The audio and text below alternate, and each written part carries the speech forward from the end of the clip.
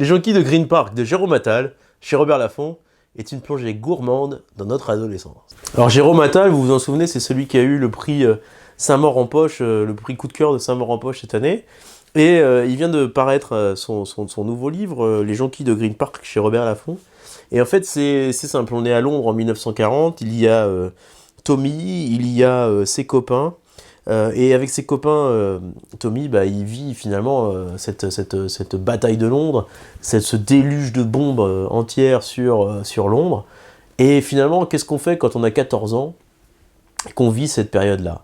Est-ce que quand on est adolescent à 14 ans en Angleterre, on arrive finalement à se projeter dans l'avenir alors que les bombes tombent tous les jours sur sa capitale? Eh bien la réponse est oui.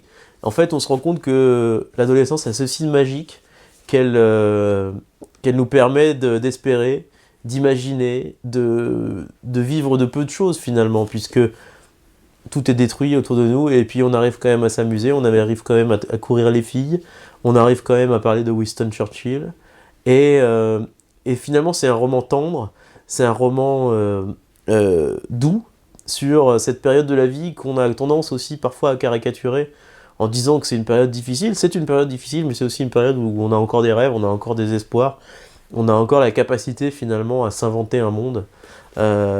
C'est tout ce qu'il y a dans ce livre de Jérôme Attal. Moi, ça m'a fait penser, avec toute proportion gardée bien sûr, mais un peu à l'attrape-cœur. C'est une sorte d'attrape-cœur à Londres dans les années 40. Et j'ai vraiment été très ému par ce livre. Donc lisez-le, Jérôme Attal, Les Jonquilles de Green Park, chez Robert Laffont.